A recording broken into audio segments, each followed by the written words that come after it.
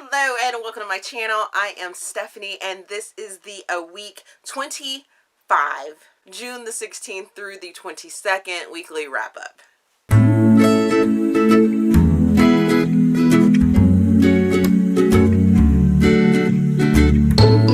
Okay, don't pay any attention to the books back there. My bookshelves are all kinds of crazy because I have been taking photos for you guys all month long from all the titles. If you haven't seen them, they are over on Instagram. Make sure you go check that out. Instagram information, all my social information is down in the description box. But I'm going to make this really quick because my son has a swim meet this afternoon, so I'm going to try and get this filmed and uploaded and everything like that so you guys can get this evening before tomorrow, because I have a couple videos for you guys next week and I don't want to push into those. Anyways, I am rambling. Let's get into what I read last week. And I read 6 books last week. I started the week off by finishing Something About You, which is Saint and Lucky #1 by Hart. I place this in interracial LGBTQA+, and I give it 4.25 stars. I give it 5 Steam fans. Oh my goodness. I listened to this on audiobook and I read it for quite a few readathons. Here we go. So Buzzwordathon, Romance Genre-a-thon, and Romanceopoly, which is for the Freedom Farriers space, and Romanceathon. Oh my goodness. So there were a lot of overlapping readathons going on this week. And in this story, you have a guy named Lucky who is in a small town, and his grandmother and Saint's grandmother, who happen to be black and white as well, they are long-time best friends, and they live together because they're old, share a house because to keep each other sane, what have you, in this small town. But the family is very known. Lucky finds out that this woman's grandson didn't know that he had land or that she was still alive, so he reached out to him, and his name is Saint. So Saint ends up finding out about his family history. This book is very open with so many topics in the LGBTQA+ realm of reading and information. There are lesbians, there are gays, there are bisexuals, there are just so many, swinging, all types of different lifestyles for that community is within this book. So I'm really happy that I was able to read a book that was so widely diverse in the characters and the topics and even in the nature of the story. Lucky and Saint end up not liking each other when Saint arrives in the town. He's super flashy. He's from California and is in the PR world, so he's very open to the community and understanding, you know, his ins and outs and everything like that, where Lucky is from this small town and has not necessarily been exposed, but knows that he likes things a little different, and the two of them sort of find their ways of life. Saint finds out that he doesn't necessarily need that fast-paced life, and Lucky finds out that he wants to explore more. So it's a really beautiful love story, along with some family dynamics and issues and revelations and everything like that, and I really enjoyed it. The next book that I finished was The Locker Room by Meghan Quinn. I place this in rom-com. I give it 4.5 stars.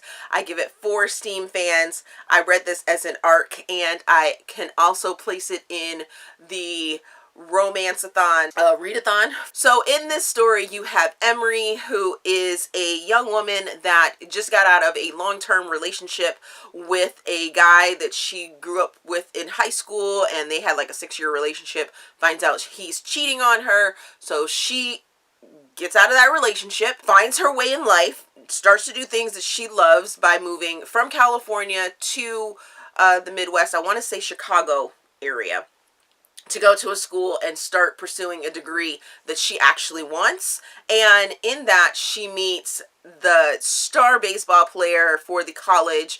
His name is Knox, and they have this sort of push and pull sort of relationship. She doesn't want to be in a relationship because she wants to really find herself, and he is all about baseball but is completely struck by her and is intrigued by her and wants to sort of get to know her. And they have this sort of incident in the very beginning that is just so laugh out loud. This book was completely laugh out loud all the way through, and I'm gonna continue to place it in rom-com, even though at about the 70% mark I wanted to throw my Kindle out of the window for some things that happen and occur. But overall, it is a rom-com. It's a huge blue ball tease, lady blue ball tease through most of the book. So just putting that out there right now. I was like, can we, ooh, I mean, who would have thought non-intercourse could be so sexy? But this book proves that even though you're not having intercourse, there are things that can be so freaking sexy. Oh my goodness. The next book that I finished was Indefinite by Corinne Michaels, and I placed this in contemporary. This is another duet in the Salvation series. This book follows Ashton and Quinn. By the way, I give this book 5 stars. I give it 3 Steam fans. I read it as an ARC, and I read it for a Polycon 20 in 20. Whew. So I knew going into this book that it was going to be a cliffhanger. However, I did not see the cliffhanger that ended up appearing. Bow, bow, bow. Okay, I have been waiting for this story about Ashton and Quinn for like ever since we started this, since Corinne started the Salvation series. Us readers have been like, can we get Ashton and Quinn's story? We want Ashton and Quinn's story. We gotta have it. We need it. Ashton is this super strong embryologist, and Quinn is a Navy SEAL. Whew. I love their dynamic. Their back and forth. She's strong, he's strong. They're set in their ways. They're super independent, and working them together was just amazing. Oh my goodness. But that's all I'm going to say about that, because I'm not trying to give any spoilers. It is their story. It's the first part of their story, and the cliffhanger was so glad that the next book will be out in the next couple months. So glad, because I got to know some answers. Need to know some answers. The next book that I read was The Midnight Bride by Kati Wilde. This is an erotic fantasy. I give it 3 stars. I give it 3 Steam fans, and I listened to it on the podcast of Read Me Romance. Read Me Romance. And in this book you have, or in the short story, you have Mara, who has been captured, I believe. And she's in this sort of fantastical, sort of gladiator type games thing, sort of Hunger Games, I guess. She needs to get this gauntlet to save her family who's been imprisoned. It's fantasy. I wasn't feeling it. And you have Strax, who has been like stalking her as he entered the competition as well, and he just stays in last place because he's watching over her as a protector, and just wasn't my cup of tea. Then I finished Prisoned by Mann. I place this in dark romance. I give it 4.25 stars. I give it 4 Steam fans. I'll explain that one coming up. I listened to it on audiobook, and I read it for Romanceathon and a Polycon 20 and 20 challenge. Oh my goodness. In this book you have Kyle and Garen. They both grew up on the sort of Jersey Shore and in the bad part of the Jersey Shore. So in a bad neighborhood, it's filled with drugs and just badness. Kyle and Garen were sort of sweethearts, but then a tragedy, crazy mystery incident happens, and the two of them don't actually hook up. They have a small little scene where they make out, but then they're split apart for like years. Well, one of their friends ends up getting killed years later, and Kyle comes back into town. Garen is actually in Las Vegas, and he comes back to town for the funeral because it's their friend, and the two of them hook back up. And then the craziness begins, because she all of a sudden wakes up and she's in this unknown place. She's dirty. She doesn't know what's going on. And things get dark and twisted and crazy. And when things started to be revealed, I was just like, what? Ooh, there are cringeworthy moments. There's torture moments. This is a straight up dark romance. So if you are not into that, don't try and tip your toe into this, because you probably won't like it. This is not a beginner dark romance book. It is I'm already established into the dark, crazy, twisted things that go on in dark romances, and I'm okay with it type of story. Marnie Mann, when I met her, she warned me that this was going to be a dark romance and that it was dark and twisted, and I should have really, really heeded that warning, because this shit was dark and twisted. It was crazy. Go in blind. I didn't say too much about the story anyways, but yeah, craziness, dark and twisted though, super dark and twisted, and I was there for it, so there for it. Then the final book that I read last week was Rebel by Beverly Jenkins. I placed this in historical romance. I give it 4.5 stars, and I give it 3 Steam fans. I read this as an arc, and in the beginning of this story, I was way not into it, because there is so many historical aspects to this story. In the story, you have Belinda, who is a woman that moves down to New Orleans to start teaching in the 1800s.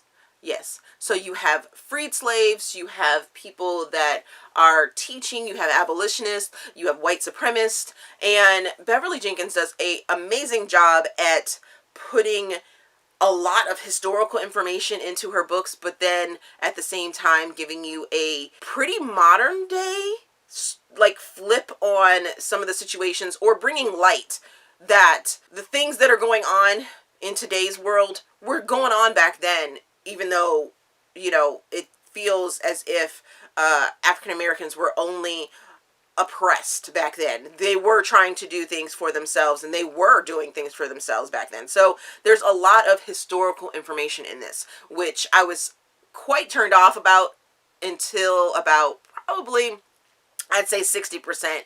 And then a lot of the aspects that I enjoy about Beverly Jenkins' books, besides the whole historical part of it, started to filter in the more independent woman feel to it and things like that. So I got off track. Belinda, school teacher, teaching in New Orleans.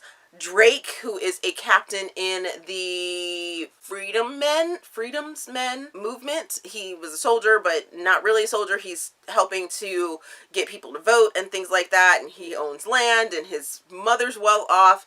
Her husband is French. They are Creole, and like I said, a lot of historical information, lots of history input into the story, and I didn't start to enjoy it until about 60%. By the 60% mark, I was actually about to think about DNFing, but I'm glad I pushed through and finished it, because I really ended up enjoying this story, even with all the historical aspects to it.